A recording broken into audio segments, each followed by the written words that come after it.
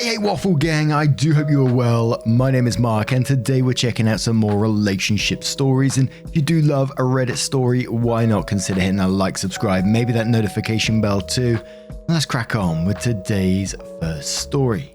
Now today's first story comes from Wait Late, who says, my estranged mother wants to see me, female 17, and won't really take no for an answer. Now, I know how it sounds. I understand that she is just a mother who wants to see her only child, but please understand that me being with my mother is not good for me in any way. I've never had my mother be in my life. It's always been me and my father since I was 6 months. I've nearly come close to literal death twice in her care when I was younger, and put in numerous dangerous situations with her leaving me with her side of the family. They are not good people, especially with children. My father never badmouthed my mother to me. She had had so many chances to see me, and I have given her countless second chances throughout my life, even when I lived in one state for 8 years, and she only lived 30 minutes away. I only saw her 3 times in those 8 years. Basically, up until 2017, I never had a relationship with my mother. In 2017, when I was 14, she started to slowly move into my life, and it was then that I realized I couldn't have her in my life. She is a reoccurring bad thing in my life, and every time I let her in, it leaves me in a bad place. The relationship I have with her now is one-sided, with her constantly trying to force a relationship between us and me trying to avoid it as much as possible. She threatens to bring in lawyers and take my father to court in order to have me. It wouldn't work because of criminal history and her not paying child support, as well as other incidents that prove it's better for me not to see her. Now, this past month, she's been pestering my father and I about having me for Christmas. My father said no, but I just avoided her texts, which yes, I am in the wrong for doing so. My father said no because 1, I do not want to see her, 2, she forced him to give me up for Christmas last year, and 3, I am living with my grandparents, both who are high risk to the virus. Number 3 is very crucial to this story. Today, I received a text from my mother saying she would be seeing me in 2 weeks. In summary, I told her that I would not be seeing her in 2 weeks because I live with my grandparents and they are high risk to the virus, and where I live, my state is the highest COVID state in the US. I would not be seeing her because I have school in the next 4 days. I told her I needed to think not only about my education but my family first as well, since me seeing her could possibly put my grandparents at risk to the virus. Now here's where things get bad. My mother then texts me saying that she already had the virus and how reinfection is a minimal risk. Well, yes, it's rare. I looked it up with my grandmother. It is still possible to be reinfected. I told her as such, and I told her that even if she has caught the virus already or not, I cannot make the risk to my grandparents. So, if anything, it's worse if she's already had the virus because we don't know if she could still be carrying it or whatever. We don't know how this virus works, it's still new and could mutate. You all may think my family and I are overreacting, but my grandparents are high risk not only because of their age, but also because my grandfather has had cancer twice and plenty of other health issues that leave his immune system weak. Furthermore, we don't know if she's lying about already having it just to see me. She texts me a lot, and I know she would text and call me 1,000 times if she had COVID to guilt trip me into spending time with her. She has lied a lot, and my family and I know she would indeed pull something like that. My mother is a very toxic person in my life, and after more than a decade of trying to have her in my life, I'm done. It's only when I want her out does she want to force her way into things without thinking of the consequences, even in the middle of a pandemic. I'm sorry for the long post, but overall the question is, what should I do? Do I just blatantly tell her I want her out of my life and do not want a relationship? Or should I stick with my grandparents' health and let her down easy? And to me in this one, your very first paragraph said it all to me in this, in that you said my mother is not good for me in any way. You said she only saw you 3 times in 8 years. You explained how your mother is a very toxic person in your life, and you're the one who knows how much of a negative influence she is on your life. And from the way that I'm reading it, it's one of those situations where you just say, no, I don't want you there. End of story. But a deleted user says your reasons are way beyond valid. Even with the threat of COVID, you said no to her, and no is a complete sentence. I'm sorry you have to deal with her, and I'm glad you can see her for what she is so young. A lot of people can't even pull that trigger in their heads, and I'm glad you have this knowledge. It's armor. OP replies saying thank you. My grandmother has said something very similar to that and told me that overall I have the right to say no to her, especially since I'm almost 18.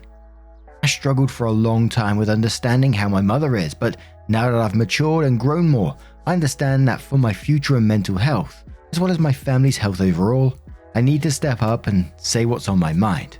Another deleted user says in quotes, do I just blatantly tell her I want her out of my life and do not want a relationship, and then says yes, you'll be so much happier. If she turns up at the door, don't let her in. If she starts screaming and shouting and banging on the door, and she probably will, call the cops. Ivory Girl says, tell her nope and be blunt. You have every right to cut toxicity out of your life. There will be people who tell you she's your mum, you have to have a place for her, and maybe you will, on your terms, when the pandemic is over, and most importantly, only if you want to. I have a great relationship with my folks. My husband does not have a good relationship with his family. It took me a long time to understand that our experiences are not the same, and only after seeing his family issues in action do I get it now. Toxic is toxic. Cut ties and live your life. Hugs to you. OP replies saying, many people have indeed told me to let her in because she's my mother. Even my own father in the past has tried to force a relationship between us because she's my mother. But that's the thing. To me, a mother is someone who biologically brought you into this world. A mum, however, is a woman who raised you and helped nurture you into who you are as a person today. My mother was never a mum. I've told her as such in the past and she didn't take it well, to say the least. My grandmother has told me that she supports my option to keep her out of my life right now, and she completely understands if I continue to keep her out once I'm older. My grandmother only hopes that maybe things will patch up but will support me in this matter no matter what. Thank you for understanding, kind stranger.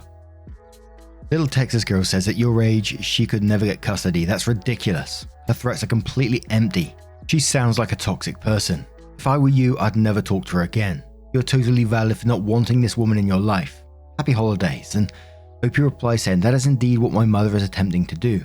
Last year she threatened to bring in lawyers when she wanted me for Christmas and even texted me on Thanksgiving that she would be seeing me on Christmas because she had visitation rights. She never bothered to use those rights until I realized I wanted her out of my life. My father actually forced me to go because he didn't want to deal with her or any lawyers, and money was tight too at the time. We all know that having a custody battle or any of that would be futile, but none of us want to go through the grief of it because it's just exhausting to deal with her. And one more from Nick is 84 who says, does your dad have sole custody? Maybe you can get a restraining order. She's not taking no for an answer and she would be trespassing, and you say there is a criminal element.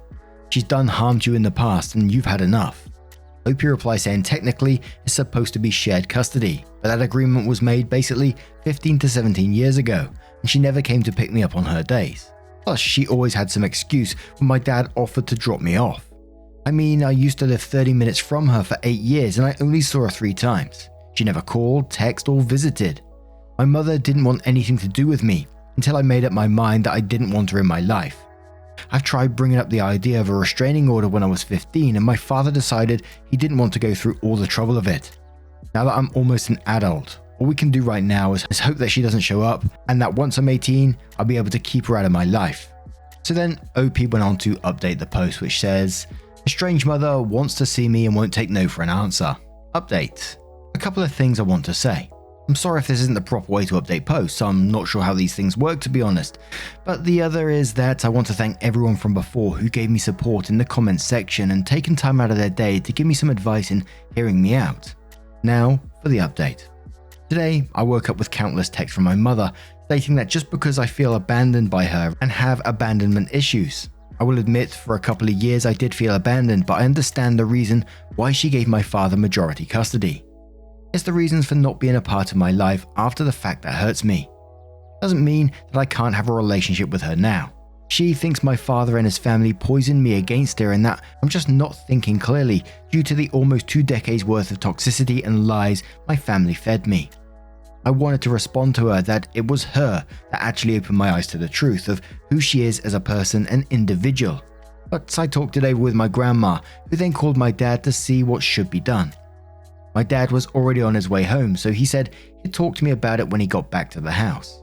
When my dad got here, he told me that she, my mother, had been texting and calling his phone since the day she said she was coming to visit me. He's been ignoring her messages and told me to do so as well. From what he had kinda read, my mother had been telling him that I was begging to see her but wasn't allowed to because he wouldn't give me up and have my mum in my life. He told me that he never believed a word she said due to her past history, because he knows I don't want to see her, period. My dad also said to not tell her about him or any more of our living situation at all, because she can use that in court. Should she try to bring in the lawyers again like last year? He told me that he avoided bad-mouthing her to me because he did hope that one day I'd want to reach out and try and have a connection with her. My father isn't the best dad out there, but he does try, and he's changed a lot over the years and done so much for my future. The most my father ever told me about my mother is that she wasn't mentally well, and when I was younger, was still well enough to understand life with him would be better for me. Now that I'm older, I know the full story and open my eyes to her true personality. My mother has changed a lot as well over the years by cutting out drugs and alcohol, even getting married to an actually decent guy. But she's still not a good force in my life due to her continuous lying and emotional turmoil she's put the family through. I told my father what she'd been texting me as well, and he laughed, saying that while yes, bringing in lawyers would be pointless, we still don't want to go through the money and mental/emotional exhaustion with it. We've decided to just block her, and if she does try to come and see me, we're going to deal with it as much as possible before bringing in legal help. Thanks again so much for those that gave me support in my previous post. I can't begin to express the amount of gratitude I feel towards you all. And now I'm going to turn this one to you guys. What would you guys do in OP's situation? Do you think this is a completely no contact one? Let us know your thoughts down in the comments below. Let's move on to another story. And our next story comes from Imagination Far 8618, who says, "Am I the arsehole for telling a woman who lost a bunch of weight she isn't a good person?" I was in a friend's wedding party a few years out of college. I was paired up with a seriously beautiful bridesmaid, Rachel. She was overweight, but I'm not exactly a model. She was beautiful though, and she was funny and sweet. She also knew what my Saitama cufflinks were. We had a great time at the wedding and started hanging out as friends. It never went further than friends, and it was fine. While I absolutely was attracted to her, she didn't see me that way. I'm not a nice guy. She didn't friend zone me. It was just a friendship. She moved to a different city for work and we grew apart. Texting turned to social media, turned to not really talking. Once again, it happens. A couple of years ago, I started dating a girl that has a personal trainer. Not my personal trainer. She got me eating healthier and working out. I'm still not a model, but I am quite fit. Eventually that ended, but it was amicable, and her and I still see each other once in a while. A bunch of us got together over Labor Day and Rachel was there. She looked amazing, still drop dead stunning, but she lost at least 60 pounds. I went over and said, "Hey," and we caught up. She told me I looked good, and as a joke I said, "I know." It was a silly Star Wars reference that she should have gotten. She didn't, or pretended not to. So, as we are talking, all she talks about is dieting and working out. Then she starts in on the other people at the barbecue, how fat they are, how they let themselves go, how they don't care about their looks. It was like talking to a mean girl stereotype. I excused myself and went to talk to other people. She made her way over later and asked if I wanted to get out of there. I said nope, I was all good. She asked why, since she knew I was interested when she was fat. Her words, not mine. I told her she didn't seem like someone I would enjoy spending time with. She pressed me until I told her she was shallow, judgmental, and seemed to base worth on looks. She got mad at me and said some mean things about my looks and left. Some people heard her and asked what happened. I tried to be honest when I explained. Some agreed with me that she had changed, but some of the girls said I was just being as rude as she was, that she had grown up heavy and had glowed up. They told me that she liked me before when we were friends, but was not happy being intimate because an ex had done a number on her over her size. I don't really care about that. I'm not going to lie and say I'm a sapiophile or anything, not because they don't exist, but because I am very definitely attracted to women by their looks. I tried to be diplomatic, but she wouldn't let it go until I told her why I felt like I did. I don't think I was too rude. Edit. A few people have pointed out that my "I know" comment may have been misinterpreted by her as me being all about looks as well. I'm calling her tonight to apologize for my part in our conversation. Not looking for anything besides letting her know I'm sorry if what I said led her to think that commenting on people's looks was something I was doing myself. But a fishing industry says not the arsehole. She started becoming the thing she hated most, and you saw it. You were clearly not only attracted to her looks but her personality and brain. She chose to abandon those for shallowness. C'est la vie. OP replies saying, oh, she is smart and funny and she used to be really pleasant. But let me be clear, she was gorgeous even when she was overweight. Angsty Pika says, not the arsehole. She pressed you so you ended up answering. They don't say don't ask questions you don't want to hear the answer to for a reason. The fact that she has trauma from a past relationship is not an excuse for her behavior, and there is no reason you should be expected to get together with her just because she glowed up. And Holy Sarcasm says everyone sucks here. You could have handled it better though.